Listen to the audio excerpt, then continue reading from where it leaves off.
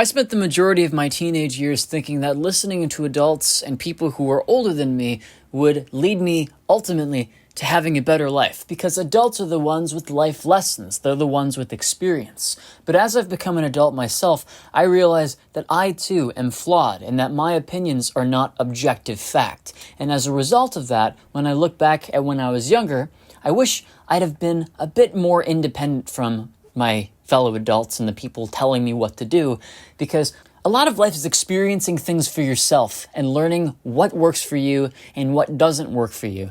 People who are significantly older than someone like me who's 26 seem to have a very difficult time understanding the nihilism and the plight of people our age. For example, I had a conversation with a boomer, somebody who was born in the 1960s, and we were disagreeing about why people don't want to work anymore. Now, I am a very hard-working person. I get up in the morning, I immediately start to work on my YouTube videos, I like to write songs, I like to make my boss happy, because it gives me a sense of meaning in my life, because that's what community is for. This boomer tells me people should just know to wake up in the morning and to start working for whoever they work for, because that's how it was 100 years ago.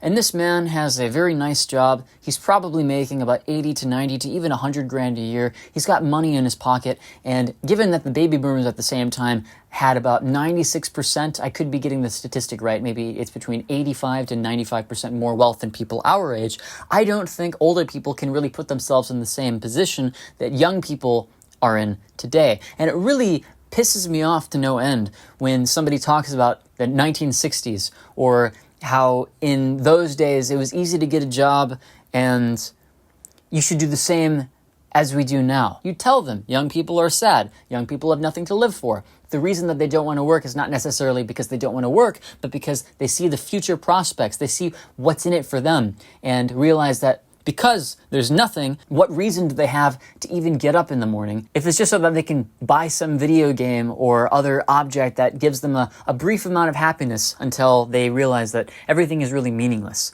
I don't think life is work. Work is important, but I don't think it should be at the center of our value system as a people, because if we do that, I think it ignores the parts of life where you actually enjoy yourself and do things that are unrelated to work, unrelated to making money. I always bring up the example in my own case. I want to draw a really beautiful picture. I'd like to live my life somewhat like Vincent van Gogh and take a paintbrush and paint the most beautiful scene that one could ever imagine and have somebody else experience it. And there's no monetary value in the art in itself. Rather, it's this abstract thing that people just intuitively know when they see a painting that speaks to them.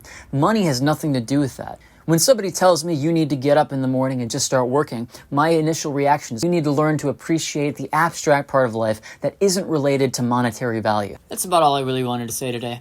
Peace out.